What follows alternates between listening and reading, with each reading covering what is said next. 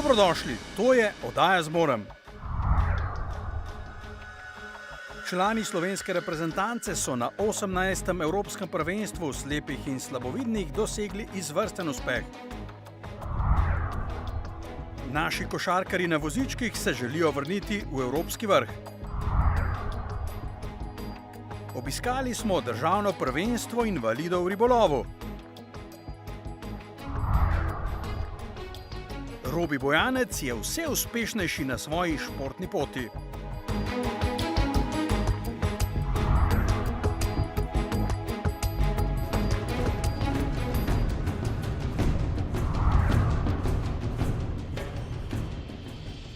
Kegljišče Golovec v Celju je gostilo državno prvenstvo v kegljanju za invalide.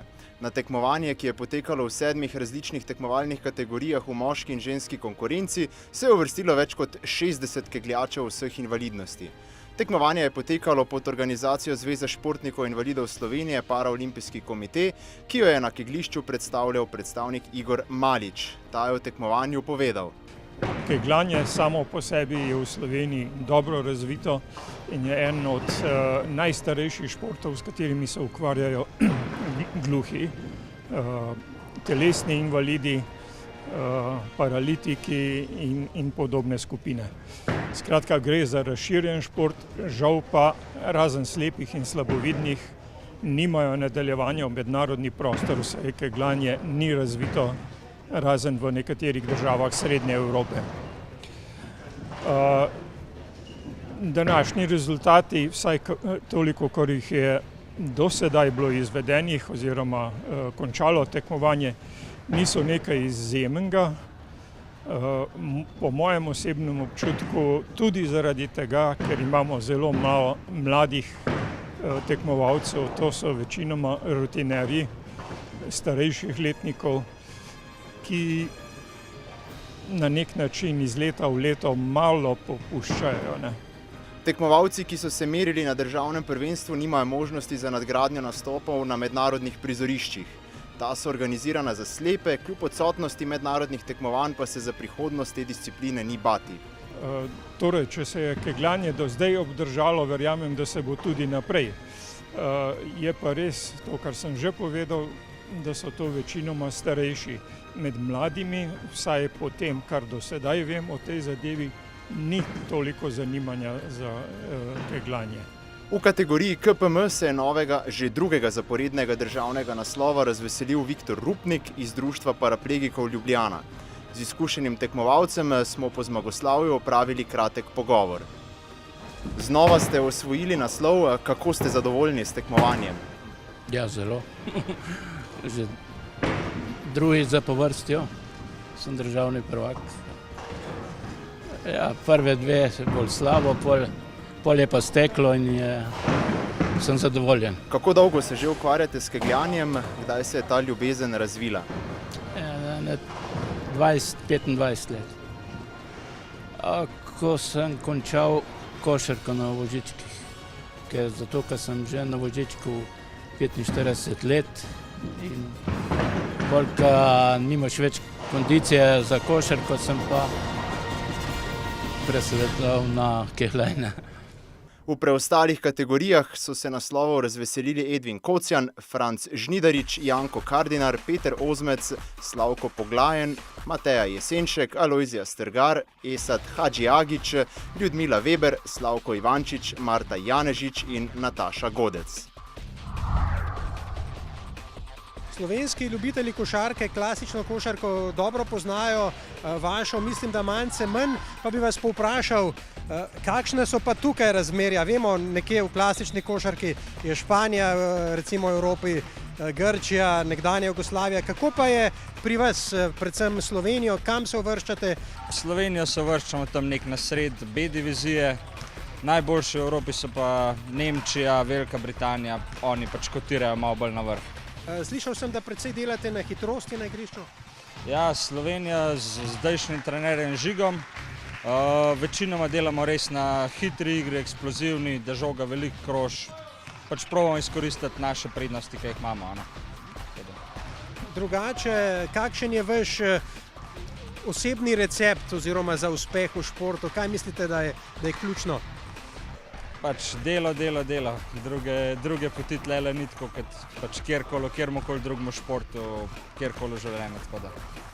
Predstavljam si, da obstajajo številne podobnosti z klasično košarko, verjetno tudi analizirate igro tekmecev na takšnih pripravah. Ja, definitivno. Mislim, da smo imeli celo 3 ali 4 analize, video analize, tako da smo se pripravili in tudi pregledali konkretno, analizirali, kaj je dobro za nasprotnik. Mislim, kako najboljše odigrati proti nasprotnikom. Kaj je pomembno pri vas, recimo, kaj krasi odličnega člana ekipe?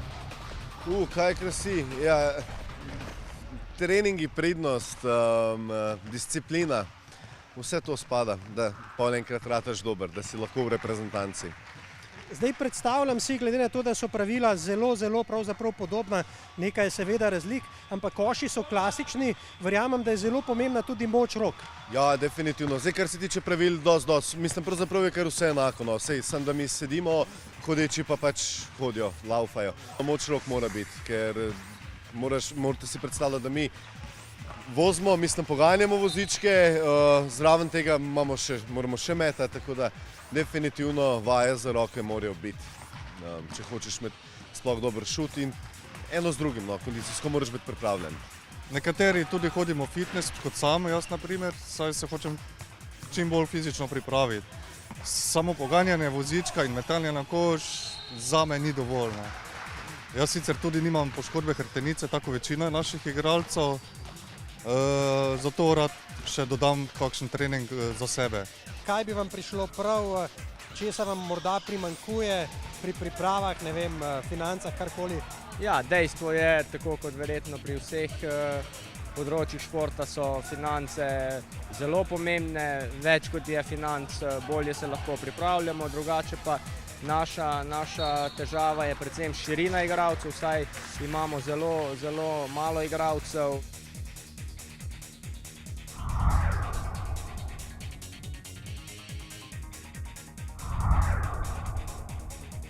Državno prvenstvo invalidov tekmuje danes v Sevnici stoječih 22 invalidov in 18 sedečih paraplegikov in v kategorijo žensk 6.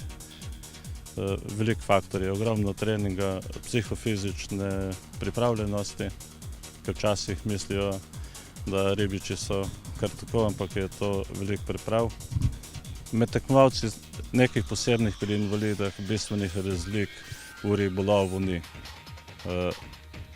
Ta razlika je, da se pomaga tekmovalcu na invalidskem vozičku na lovno mesto, drugače so pa sami toliko samozavestni in to, da si vse pripravijo sami, vabe stoječi, invalidi pa isto, dejansko, ker tudi na svetovnih prvenstvah, svetovno prvenstvo invalidov poteka za stoječe in za pač paraplegike na invalidskih vozičkah je ista kategorija. To je velik dogodek za ribiče invalide. Zanima me, kako je sodelovanjem na lokalni ravni, kako sodelujete recimo z ostalimi krovnimi organizacijami. Društvo invalidov Sevnica in ribiška družina Sevnica sta v sklopu in pokroviteljstvom Zveza za šport invalidov in paraolimpijskega komiteja organizatorja in izvajalca.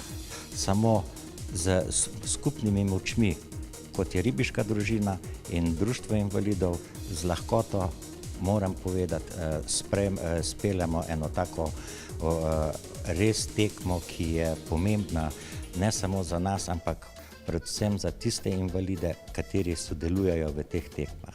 Kako izgledajo priprave, kako se recimo pripravljate na pomembne tekme? Priprave se začnejo že doma, ko si je treba pribor skupaj spraviti, se pravi, veš približno, kjer ribe se bojo lovile in temu primerno tudi narediš opremo. Se pravi, če loviš drobiž, si boš pripravil opremo za namenjeno lovu drobne ribe.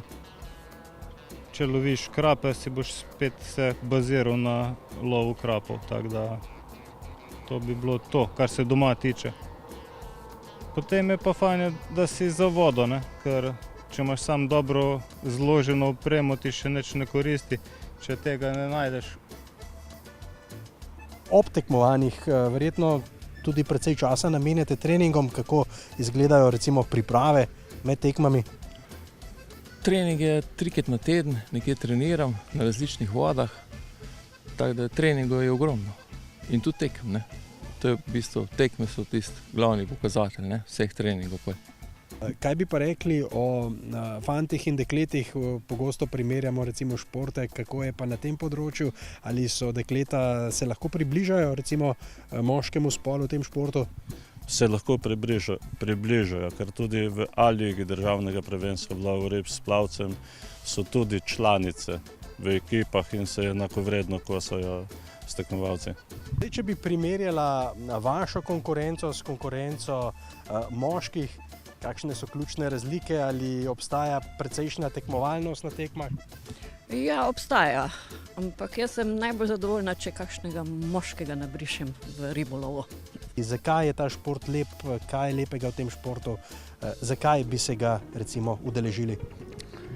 Ja, šport, vsak šport, kjer se s tem ubada, to je dobro za vsakega človeka, ne, da se malo riba pa to pripravi, ne, ima nek cilj in to je to najbolj pomembno. Ne. Ja, to je pa čist ena taka, jaz sem že od rojstva ribič, odkar sem se rodil, evo, takole, moj dedek je bil tudi predsednik Ribiške zveze Slovenije, me je žon tudi noter upeljal, tako da ne vem, imam že v krvi noter, v bistvu tole ribičijo. Pa pravi, da pomirja, čeprav včasih ne, no. Pravi, da pa pomirja ta ribičija zelo. Tako da evo, pridite ribo loviti, pa se bomo borili skupaj.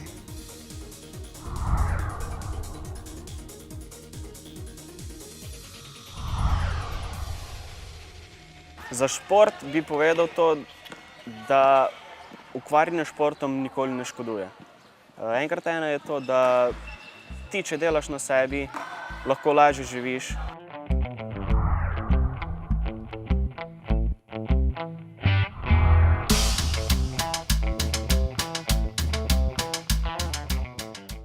Zakaj košarka? Že pred nesrečo, se pravi, ko sem imel pred 12 letih, je bilo tako, da sem treniral nogomet pa atletiko. Potem je pač nesreča preprečila, da sem mogel opustiti te dva športa in se pač podati v neko drugo vodo. In mi je bila pri roki dosti bolj košarka, priljubljena. Tako da sem se odločil za košarko, ki je dosti kontakten šport. Se pravi, da moraš imeti tudi dosti kondicije. In pa zaželel sem si tudi uspeti na nek drugačen način. Se pravi, da nisi kot navaden športnik in pa hotel sem dokazati, da se da uspeti tudi na takšen način, če si tudi naprimer priklenjen na voziček. Pri meni je bila prometna nesreča z motorjem, jaz sem bil sopotnik na motorju, tako da potem sem rekel, da obupanja ni. Moraš pač se sprijazniti s tem, kar se da čim hitrejš, pa pač izkoristiti tisto, kar ti je ostalo.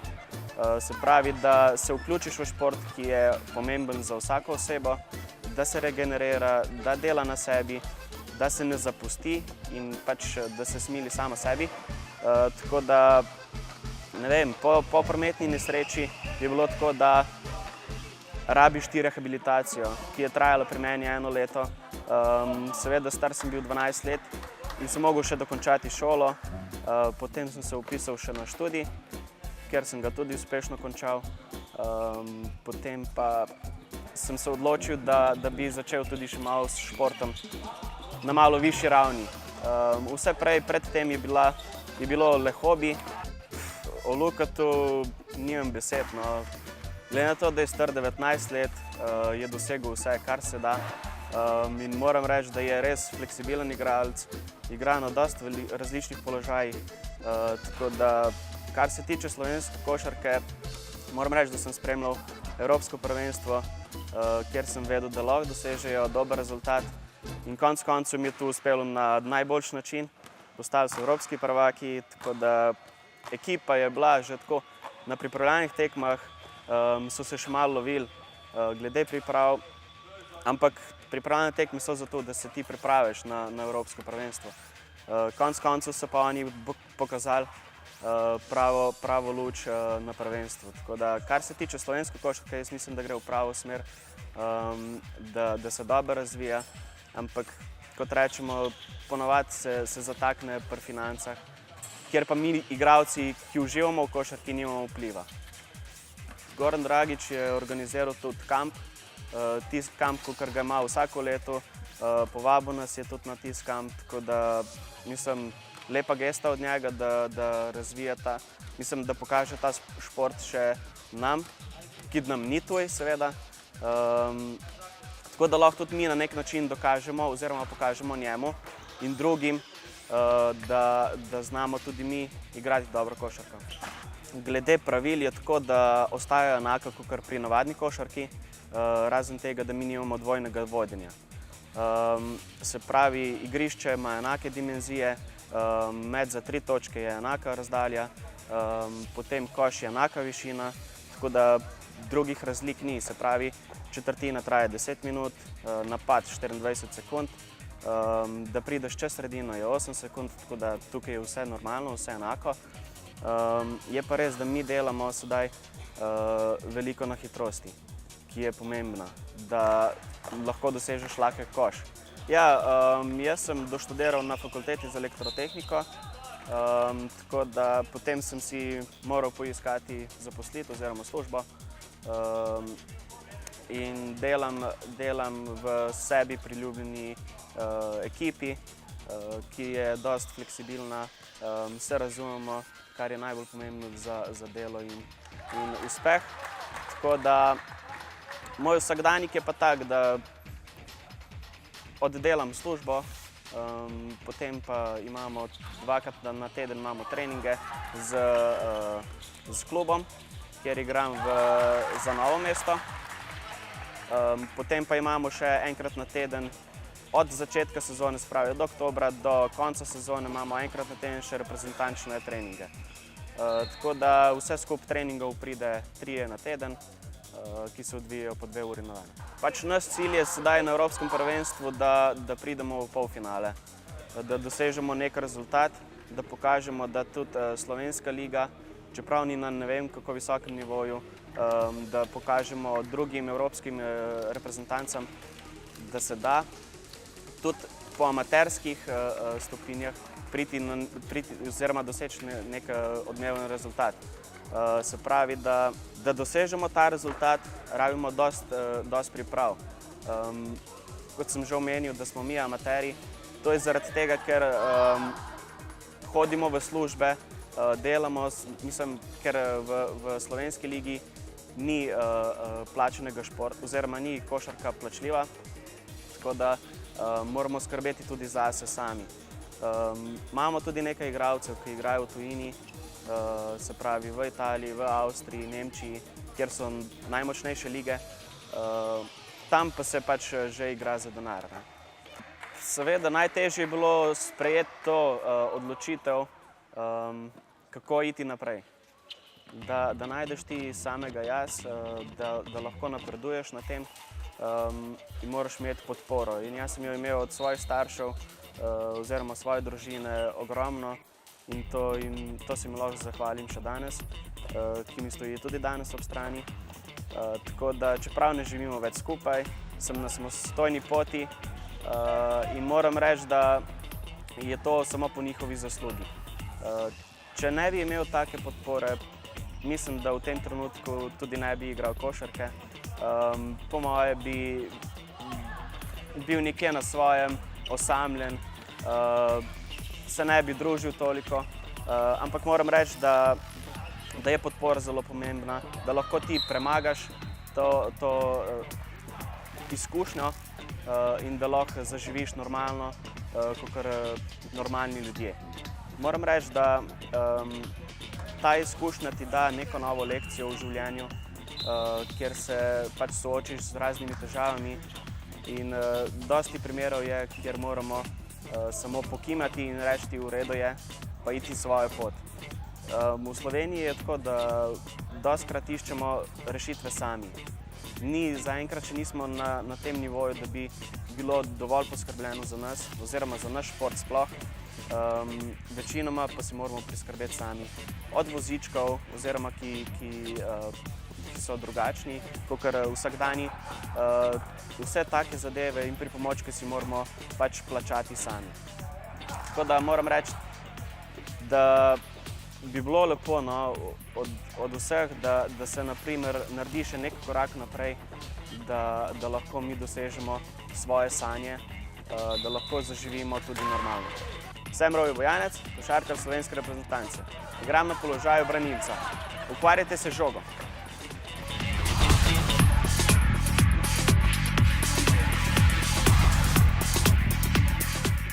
Za šport bi povedal to, da ukvarjanje s športom nikoli ne škoduje.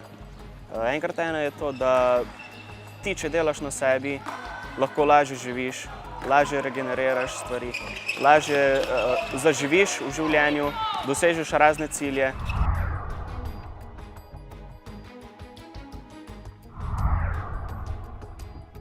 V naši naslednji oddaji športniki invalidi so se preizkusili v nekoliko drugačni vlogi.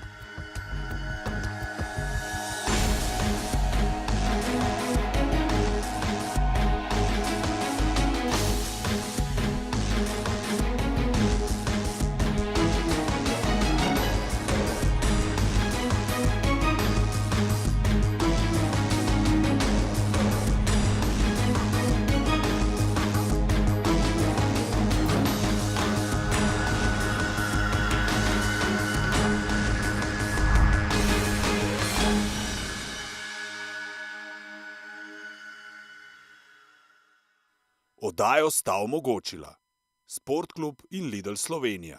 Ustvarimo boljši svet.